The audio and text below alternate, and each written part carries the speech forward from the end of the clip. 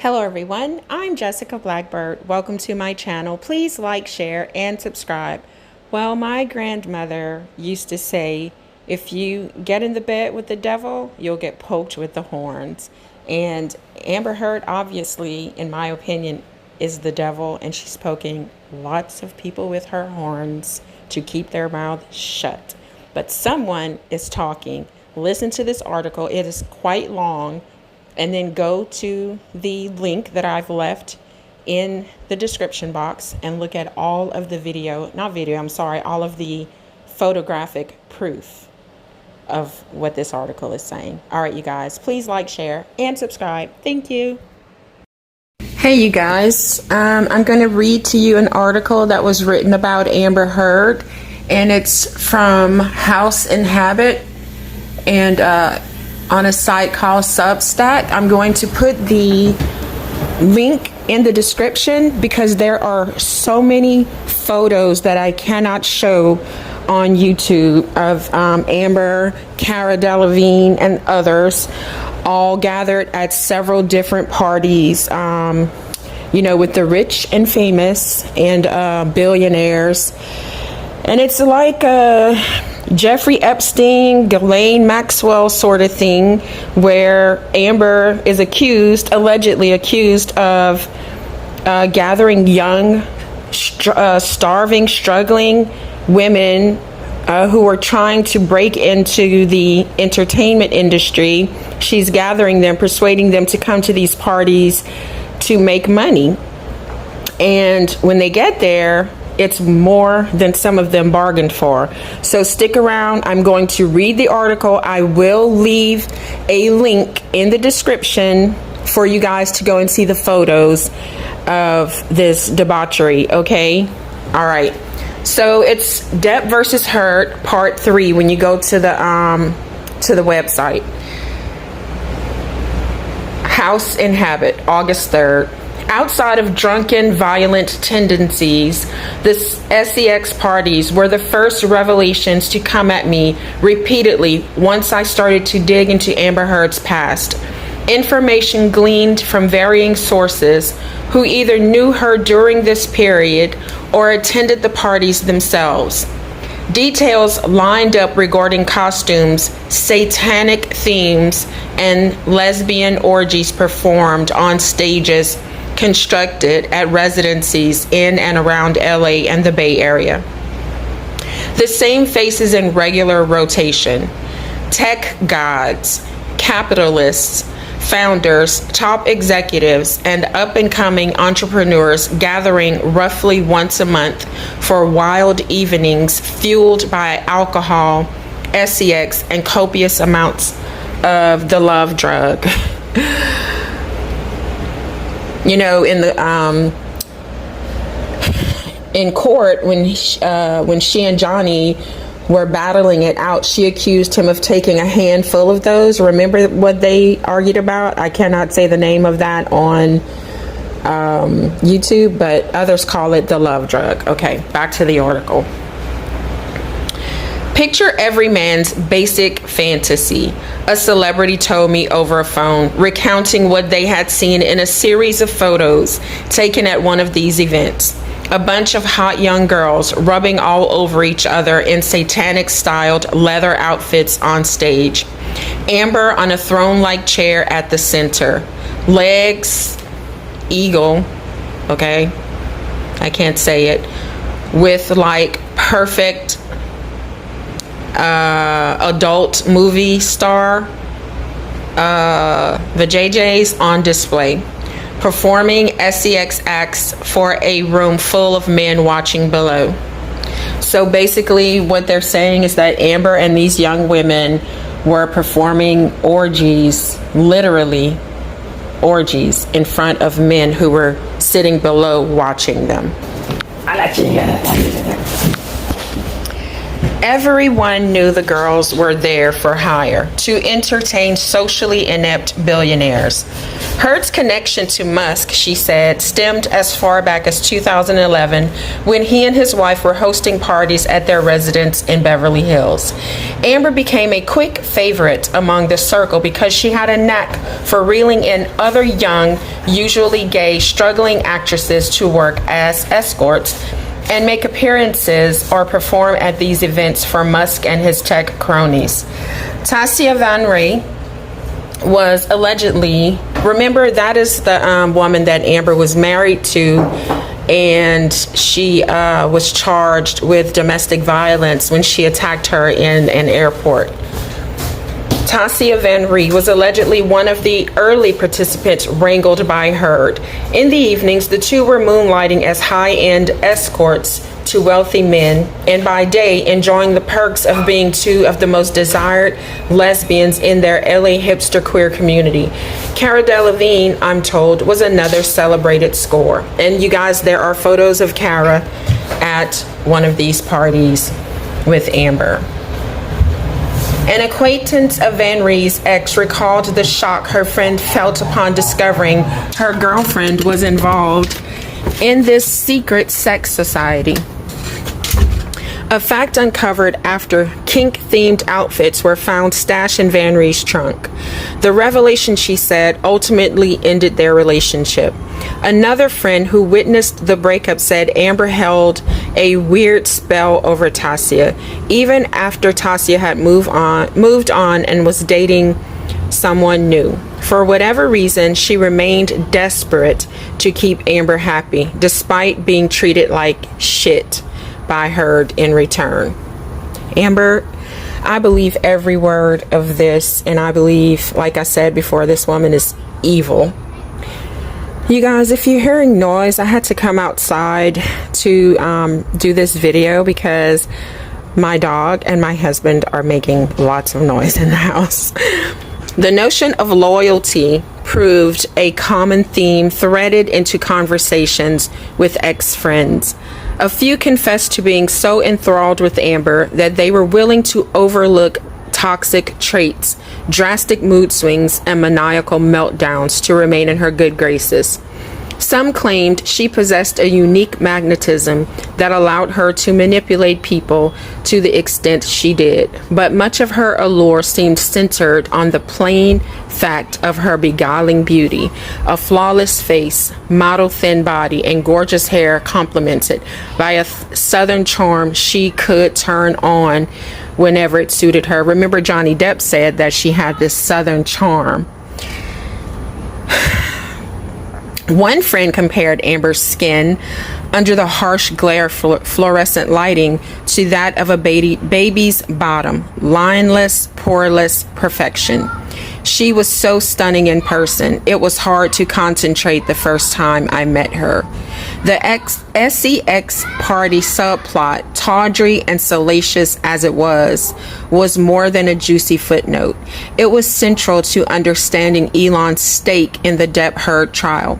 We knew Elon Musk was footing Amber's legal bills in her defamation case against Johnny, and we knew that Musk was paying off Heard's donations debt.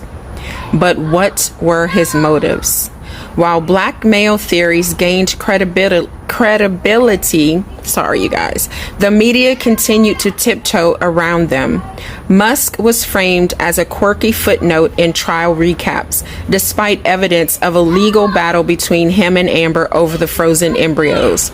Soon, rumors that Musk was the father of Heard's baby continued to gain traction online, later confirmed here by multiple. The rumor has always been that she has some dark shit on him, and that's why he's indebted to her. A regular at these parties would tell me on the phone. It's not surprising to anyone who knows her. Amber was always filming him, just like she did Johnny, you guys, just always filming Johnny and taking photos and, plotting and planning. She had a method. She had it down. She would get Elon really effed up so incriminating events could transpire and then film it all. And this is a text message or a DM. The reprehensible amount of damage she has done to so many people. There's also no doubt in my mind that she has so much shit on all of Elon's friends and other men that work with him. I mean, I saw her take photos at these parties. People in power that have families and corporations, charities, etc., that would get in serious trouble. She's the blackmail queen. So this is someone who was attending those parties, who was feeding information so that this article could be written. Back to the article. Another source, romantically linked to a well-known rock star, said she had seen videos with what happened to be minors invited by Amber in compromising situations, but explained it was complicated because a few people in these videos were also some of the same people involved in the trial, with no specific names or circumstances divulged. Maybe that's why they were so eager to lie for her, in my opinion. Others hinted that rough sex and drugging were also happening at these gatherings, where desires went unchecked and blurred boundaries unjudged.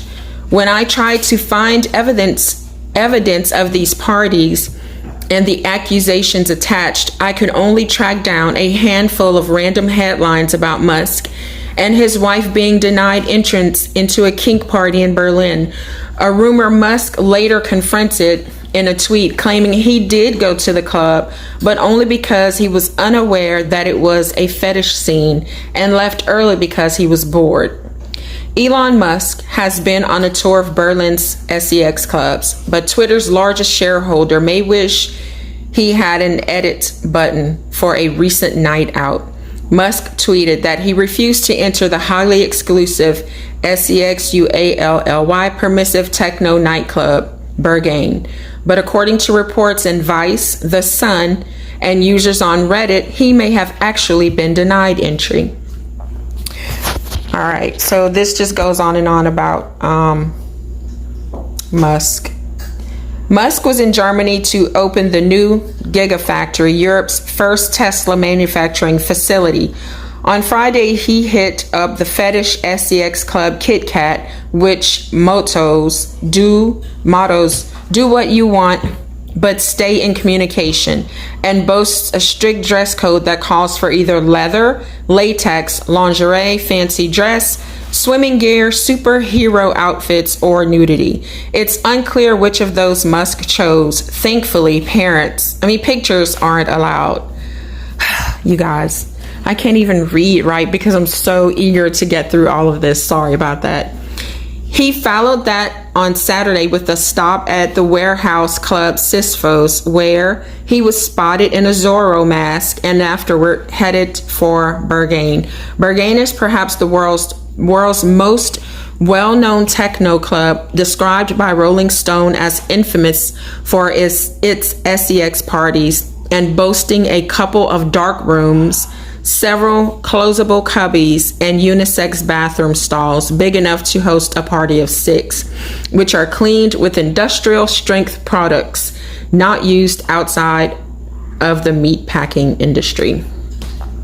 For weeks, tales of these sexcapades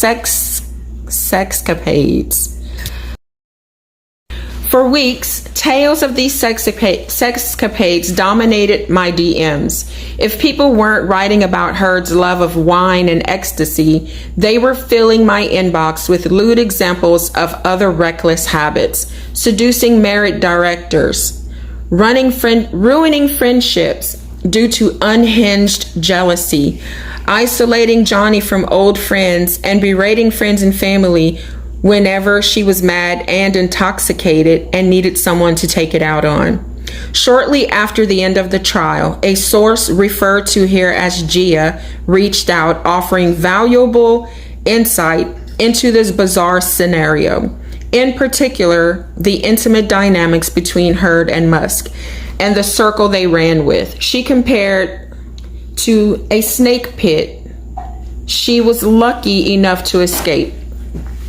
Her descriptions confirmed every rumor and suspicion I had collected throughout my coverage about dismal incentives, morale shed like old skin, and money funding the fantasies unveiled in these quiet villas on the hill. She said some of the things she had witnessed were too dark for words. The details of one secret sex party, not hosted by Musk, sounded straight out of a Kubrick production. Blindfolded participants met at a designated spot and were shuttled to a remote location where cell phones were confiscated at the door and nude women dangled from treetops, secured by harnesses with bags over their heads. She said once you arrived, it was clear you could not just leave if you wanted. You were expected to see it through in its entirety. A performance consisted of the two bagged women being abused, I could say, by devil horns. Oh my gosh. And spraying, the male's ejaculate on stage, outdoors. And themed rooms sectioned off during intermission with people pleasuring everywhere inside. I mean, the other word is used, but I can't use it on YouTube. So this is another inbox or text message. Yes, about control, cut out, maneuver, manipulate, create traps, and deceive. Just a giant game of skullduggery and fuckery, and lacks true logic and focus on what is relevant and true. Whatever she can do to get what she wants, appear to come out like an innocent, well-behaved, put-together woman who was so wronged by the world and everyone in it. She will hurt anyone in her path. Wash her hands of blood with a smile on her face. So this person is describing her exactly the way that most of us think about her. Back to the article. As the story goes, Gia was lured to Los Angeles from a small southern town in search of modeling jobs, where she connected with famous faces almost immediately. Invitations to gala events and nightclub openings soon followed. So did exotic vacations to Saint-Tropez with A-list actors. Her first taste of LA offered a thrilling alternative to the straight-laced lifestyle she was accustomed to. As a young wife and mother tossed into a strict suburban surrender just out of high school, she had never partied. LA seemed like a carnival of new opportunities. She met Amber early on at the bar in the Chateau Marmont during a weekend visit. The two exchanged numbers, and Hurd followed up with texts about horseback riding in Texas and other childhood nostalgia they shared because of similar upbringings in neighboring home states. Their second meeting was at the Abbey in West Hollywood, where Hurd introduced her to her best friend Rocky and made the first move, kissing Gia and slipping a pill into her mouth. So Amber had a pill in her mouth. She kissed Gia and she slipped the pill into Gia's mouth. I remember her kissing me and nothing else, Gia told me on the first phone call. When she woke up, she found herself alone in Amber's Silver Lake loft, deemed the treehouse, with a handwritten note on the bed beside her. She says she was confused but enamored because she had never been into women. The intensity of this new attraction caught her off guard. She credited Amber as being very seductive and smart. She figured out what you liked and told you things you wanted to hear. It was almost like being in a trance whenever I was around her. The connection prompted her to finally officially move to LA. Amber insinuated that they had a future together, flooding her with adoring texts and promises of what was to come in their newly formed relationship. But when she arrived, things changed quickly, drastically. Initially, she says, it was an exciting change of scenery. Her LA chapter was punctuated by her induction into Amber's inner circle, a stylish collective of hipster Hollywood it girls and fame-hungry starlets, mingling with young feminist artists and writers at the forefront of progressive queer culture, bounded by shared enthusiasm for heedless drug use and non-stop partying. The SEX party circuit came next. At the time, Gia said she had no idea who Musk was, so she was thrown off by his social awkwardness. He seemed an odd fit for Amber, who was lively and flirtatious, the center of attention in every scenario. When she questioned his offbeat mannerisms and facial tics, Amber's response was less defensive than dismissive. Something along the lines of, "I know, but he's really smart."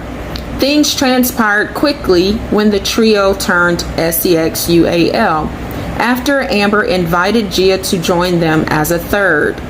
A routine that consisted of Musk watching her and Amber together, or her watching Amber and Elon have SEX. The one rule: he was not allowed to touch the other woman, but could pleasure himself while he watched. Gia laughingly recalled one occasion where, after watching Amber perform a ridiculously overacted orgasm, she confronted her about it, asking what was that all about. "He doesn't know the difference anyway," Amber quipped. As months went on and the three of them grew closer, she started spending more time with Amber at Elon's residence in Bel Air. He owned a cluster of properties designated for different purposes. One for parties, one for family, one for business, etc. The general vibe could almost be described as wholesome. During these visits, she was privy to a different angle, a more relaxed version of Elon in a domestic setting. He was a doting parent, engaged and attentive whenever his children were around. She said she was surprised by what an amazing father he was, sitting sometimes for hours, playing video games or cards with the boys, while Herd and her cooked dinner and set the table. But the partying dominated their off time. The drugs fueled the worst in both, igniting erratic temper in her and frantic paranoia in him. When he realized she was cheating, he bugged her houses and started tracking her cars. A rumor solidly confirmed by Jennifer Howell, who said that Amber gave Whitney the Tesla Elon had gifted her when she realized it was outfitted with high-tech tracking devices, monitoring her every move. The obsessive measures stretched overseas. During the filming of Aquaman, while Amber was on location in Australia, Elon told Gia he watched her have SEX with an unknown man in the front yard of her rental house, thanks to cameras he had installed on the property. As the relationship started to crumble, Musk grew increasingly neurotic and overly suspicious of everyone around him. Gia recalls waking up from a nap and finding her thumb in his hand, him trying to unlock her cell phone while she slept. By this point, Gia was already pulling away from Herd after a series of questionable events convinced her she was in danger when the girls were alone together. On one occasion, after spending the night with Herd, she says she woke up and had no recollection of the time, so dazed that she has struggled to regain a steady sense of consciousness, a fog so heavy she compared it to coming out of anesthesia. I knew if I continued this way with her, I might not wake up. I don't know what she gave to me, but I knew my life was probably in danger when I was with her alone. And it just goes on and on and on, you guys. There are other text messages or inbox messages, and there's a lot of, language in here. So I'll read this last little bit to you, but you guys can go and visit the site and see the photos, okay? A Gatsby-themed party in San Francisco is where it all came crashing to a head. Elon invited and encouraged Gia to come. She arrived in a beautiful beaded 1920s style gown with some handsome with a handsome Hollywood date on her arm. She remembers the dress with loving detail, a pale pink low swooping back, and hand-beaded bodice, delicate but sexy. She was under the impression that Amber would not be at this event, but knew Elon and she had broken up and things had gotten increasingly ugly after the Australian incident. So she was stunned to hear her name called out from atop the staircase by Amber above her as she was greeting people at the bar below. She says that Amber spotted the actor she brought as her date, infuriated her, triggering a violent attack in front of a room full of people. She grabbed me by my neck and started slashing my dress with a wine opener like a maniac, screaming that she was going to slit my neck for effing her boyfriend. It took a friend of Amber's to finally pull her off of Gia and away from the bar. But the shredded dress marked an indefinite end to whatever lingering infatuation still remained. She said Elon would pull her aside weeks later at another event, urging her to stay far away from Amber because he feared she might actually try to delete her life, I can say. He seemed genuinely scared, she said. I think he knew she was crazy enough to do it, and she knew he would be the one to clean it up if she did. So you guys, this is on House and Habit, and you can subscribe to this person's site on Substack if you want, but I'm gonna leave the link like I said before, and you can go and see all of these photos that I cannot put up on YouTube. All right, let's talk about this in the comments. I know it was pretty long, but the article's long. So if you don't want to read the article, you can actually listen to it while you're doing other things like driving, cooking dinner, or whatever. And please leave me a like, a comment, and subscribe if you haven't subscribed yet. Thank you.